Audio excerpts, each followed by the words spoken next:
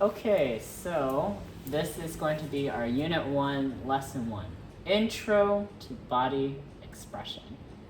So the first slide of this presentation would just be about what does physical mean. Now, some students may not understand physical, but this is just for them to just get an understanding of the word. So I ask, what does physical mean? Number one, does it mean related to body? Or number two, does it relate to a chair? Students may not know, but they can guess. Yes. So anything listed in green is what students will do. Do a 1 or a 2. And students will raise some 1s, some may be 2, and they said, okay, the right answer is 1, related to body. So maybe I touch my head, touch my shoulder, stomach, related. Physical is related to body. Next question is, what does expression mean? Number 1, does it mean to show?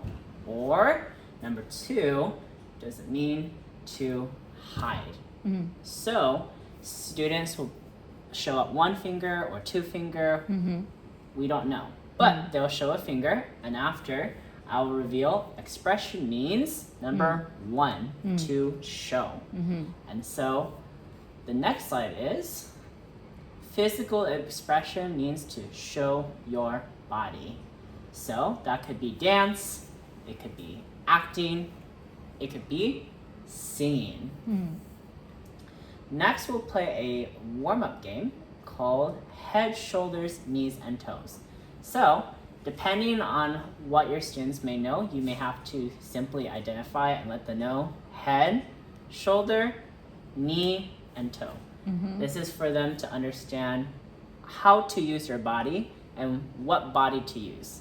Okay? And then you practice head, shoulder, knees, and toes. And then you can even review with them with no labels now. Show me knee, show me head, show me toes. If your students even want more challenge, you can do something like this. Show me, and then you just say the body part, and then they will have to show you. Okay? This eventually leads to our next part of the lesson of different poses. Now, high pose for this particular section is just showing them what they should do with their body. What should they do with the head, what they should do with their shoulders, knees, and toes. You can see with high pose, they need to be standing straight, just like this yellow line. So show me high pose. Many of the students should be either standing, or they can do something with their arms, but all in all, they should be straight like the yellow line. Next, we have medium pose. Medium pose is where now they're much shorter than a high pose. They can either squat or stretch, or they can be on their knees, but they're not totally on the floor. They have to be still somewhat upright, just like the yellow line, just a little shorter. So then you can say, show me medium pose. And students can either kneel, they can stretch, they can sit down on their butt, but they have to show a medium pose. Okay? Next, we have low pose. Low pose is when they should be entirely on the ground. They can sit on their back, they can be on their stomach, they can stretch on their side. So they're just showing a very low to the ground pose. They should be completely horizontal or very straight on the ground. So with that, you can say, okay, review, show me medium pose, show me high pose, show me low pose. And they should be able to demonstrate that after you review the 3 different poses. Okay? Our next one is going to show me an animal. So for this slide, what I have done is put a number in a green circle. This means how many people are to show this particular category. Category is animal. And so an example would be one person can show giraffe. So maybe they'll put their arm out and maybe their hand is the mouth. And so they can show a high pose to show the animal. Or they can do a bear, and they will be on the floor, maybe they're crouched down, and that student can do like a medium pose to show that. Or a student could do like a snake, and they'll be on the ground, and that's a low pose, but they'll show an animal with one person. Okay? After all your students show it, then you can also demonstrate your animal as well. During this time, teacher will ask, and normally I would put in pink what the teacher does or ask is, what are you? And the student should respond back, I am a blank. So the student who is doing this, student would say, I am a giraffe. Or if the student is doing this, the student should be able to say, I am a snake. And so this is to help the student identify what are they using the pose. Next is show me a piece of furniture. Now here I put some examples out because maybe some students don't know what furniture is, but you show some pictures, and this time you need 2 people to create any of these pieces of furniture. It could be a table, a chair, closet, a drawer or a cabinet, lamps, and so 2 people need to work together to show and display a piece of furniture. You'll have all sorts of examples, and I'm sure students will be very creative. Now, you as a teacher need to ask, which pose are you doing? Okay? Students should respond, I am doing high pose. So if they're doing a cabinet with their friend and they're standing, that's a high pose. Or if they're doing a chair and they're sitting down and they're both curled up, they're doing, I am doing medium pose. Or if they're like a floor mat and they just stretch out, they say, I am doing a low pose based on the furniture category. Okay? So you just go around, ask what they're doing, and then from there you can reset and then go to our next one is, okay, now show me a fountain. And with this, there's many different kinds of fountains, and this requires 3 or more people. And so some students will group together and they might do more of the sprinkler part. Some may do more of the base. Others may do shooting fountain. And so you need more people to do this particular object. And so the last questions are just the same. Which pose are you doing? What are you? But you notice now that you don't have any more of the sentence stems for poses. They should naturally explain to you what pose you're doing and what are you. You're a fountain, but what part of the fountain are you? Are you the water? Are you the base? Are you the are you part of the movement? So students should at least describe what they are or what are they doing.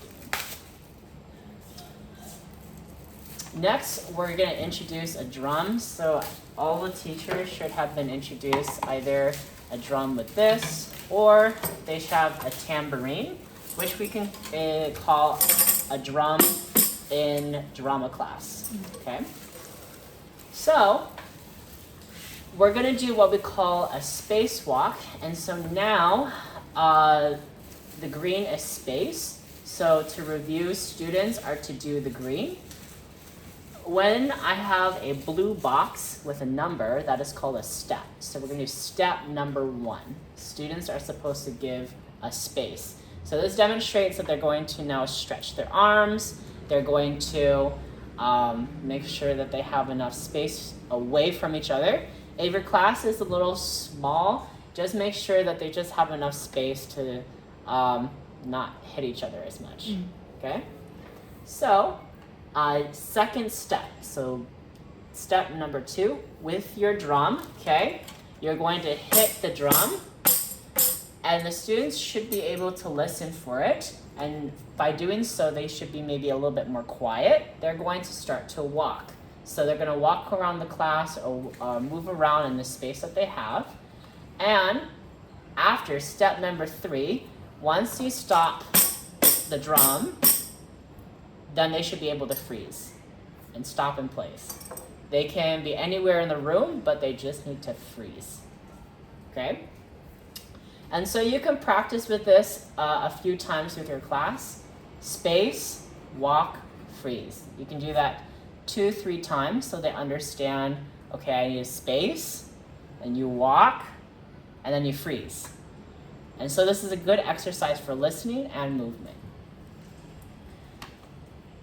Next, okay, you're going to add a picture. So you're going to freeze, but similar what we did the last activity, okay? You're going to have how many people, and you're going to show a picture of what they should imitate or do. So they're going to space, they're going to walk, and when they're going to stop, one person will need to make this picture.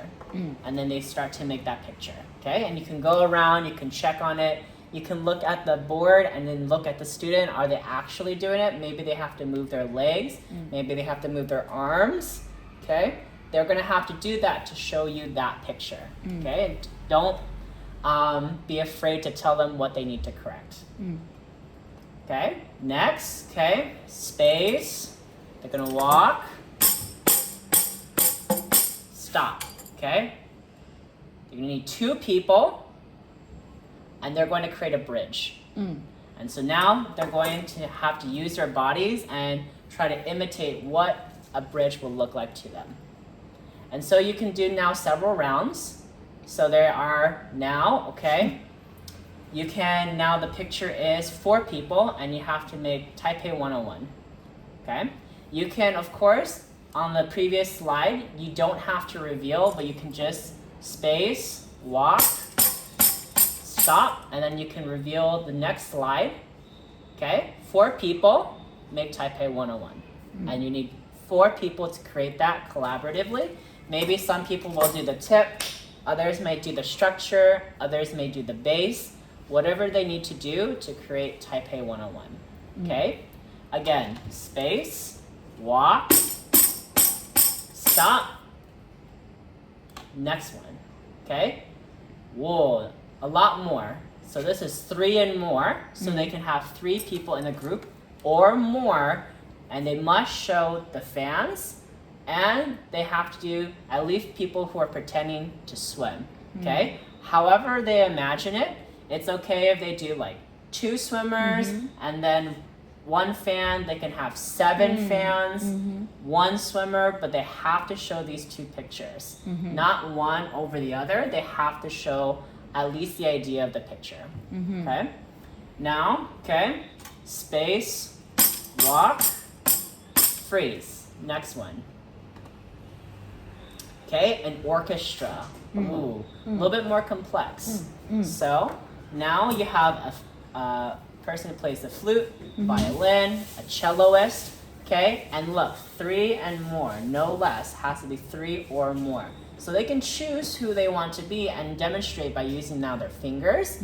They can use their mouth. They can even slouch their shoulder a little bit if they're doing an instrument. But 3 and more, and they have to show the idea of the picture. Okay, now we're going to the last one. So space, walk, freeze. Next one. Okay, 2 people, an octopus. Now how are they gonna do that? That depends on what they do. They're gonna have to definitely do the tentacles, and so they may have to use all their bodies. They might sit, they might stand, but they have to show the idea of an octopus, 2 people, okay? So this will be the last one of this round, and then we'll go to our closing slide, which is, and you can do this with your class to review the vocab of the lesson. We have high pose, medium pose, low pose, space, walk, and freeze. And why to review is because these are foundational to body expression. And when we do lesson number 2, some of these things are going to be things that we're going to be transferring. So please make sure you help your students understand and help them motivate themselves in using their bodies. So the drama class, lesson number 1, maybe some students are a little shy or not wanting to, but the more energy you have for it, the more you show them, explain with illustrations, the more they'll understand and get into it. So, finish. Yeah. I'm afraid you may not have enough time. Yeah, I know.